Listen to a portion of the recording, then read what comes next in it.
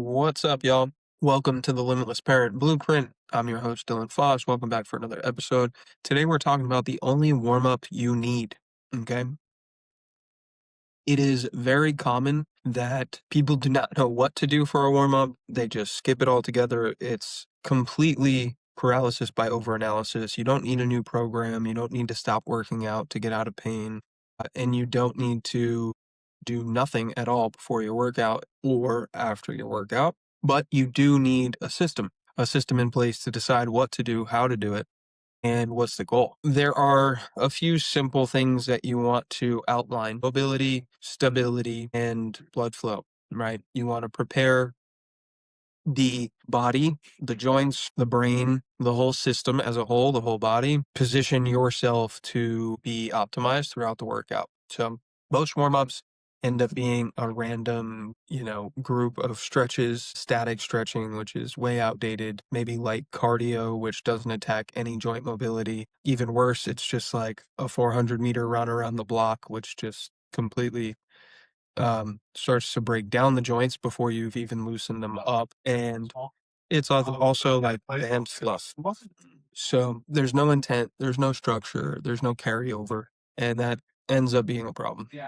What a warm up is actually supposed to be, right? Is prepare the joints, the ankles, the hips, the T-spine. Those are the three areas that have the most range of motion capabilities, and we need to treat them as such. We need to make sure that they are not only able to explore the ranges of motion, but also that they feel strong in those ranges of motion, that they are not going to get injured in those ranges of motion. So that's where tendons, ligaments, elongated stretching uh, of the muscles starts to come into play, and that's increasing joint mobility and prepping the muscles themselves and connecting the brain to the muscle. I don't want to make it sound overcomplicated because it's not, but what you need to know is the ankles, hips, and T-spine should be included in every single mobility session. And you should think of a mobility session as a work in, not a workout. Let's get into our body and understand what feels tight from maybe the day before, the day before that, and what am I going to work out today? Okay, let's prime and prep those muscles, those joints. And then how do we make it as efficient as possible to get all of that done in a short manner of time? Because as everybody listening here, we're parents, we're busy, we're professionals, we have businesses, we're entrepreneurs, we've got things to do, places to be, right? So you've got to make sure that the brain is paying attention to the body. If the brain is not paying attention, then you are not actually connecting the brain to the muscle or to the joint. And you want to activate your core, right? Your stability. So increase mobility, improve stability, improve overall blood flow, and mind-body connection. Those are like the 4 points that you want to hit. Improve range of motion of the ankles, hips, and T-spine. Create stability through those joints as well. Ankles, foot of the arch, all that stuff. Hips for sure, your midsection, and the T-spine, right? Your upper portion of the midsection and core. And then you want to make sure that your mind and body are connected thoroughly and you've gotten your heart rate elevated.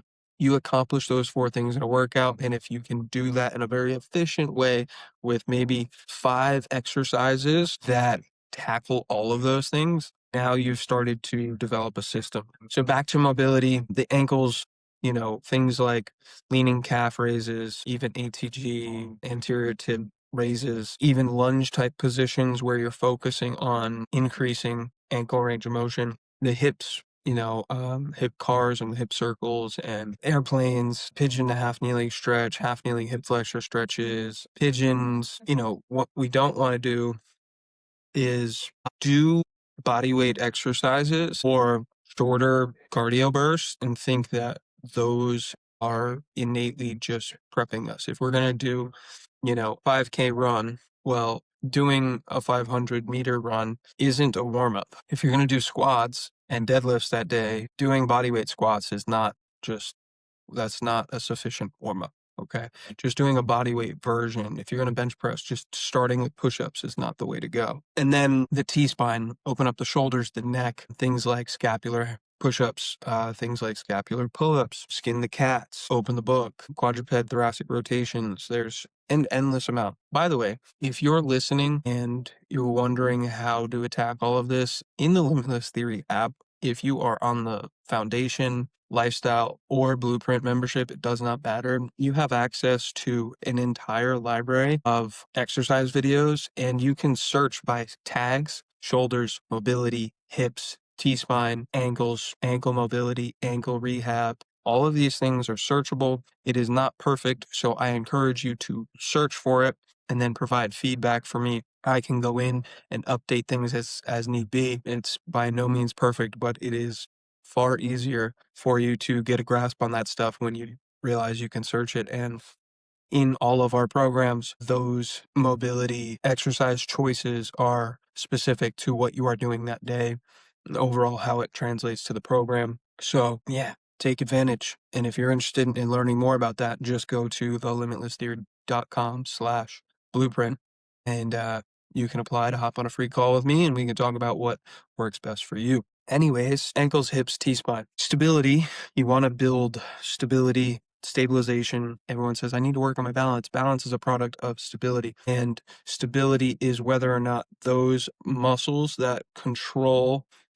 the joint are comfortable and firing and producing force in an equal manner around the joint. So your quad and your hamstring, right? They're working to control the knee. And if you can get those two in balance, well, they're not going to fight each other.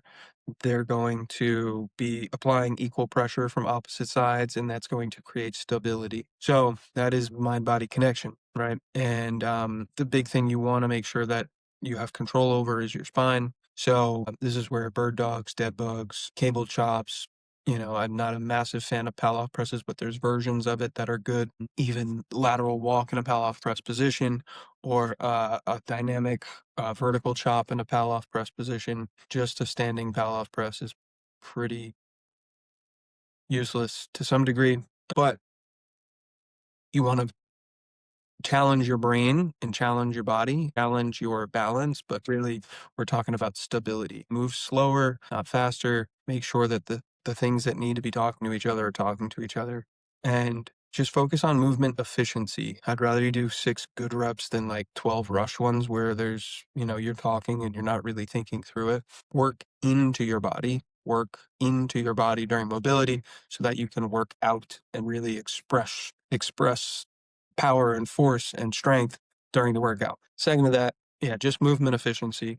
And then the last thing, these are great things to add into your off days, your active recovery days. These things help prevent injury, right? So don't just think of them as the warm up, but you can also do these things afterwards as a cool down. You're going to feel better the next day if you do this sort of stuff afterwards. Less pain, sleep better, more confidence, less stiffness. It is all possible. I don't want you to think that, it's a waste of time. And I don't want you to think it's just like this stupid, silly little exercises. They can be helpful and they can go a long way. Lastly, talking about recovery, post-workout, what should you do? Tower Plus whey protein with creatine is a great alternative. We also have creatine and L-taurine packets, which are super easy to carry around with you. Great post-workout. Magnesium, Isotonics Magnesium, 3 great products that you should check out. They are in the show notes. They will help you recover better, sleep better, all of that jazz. And don't forget to send this to somebody who needs to hear it. Share it with your friends, your spouse, whatever that looks like. I will talk to you soon. Adios.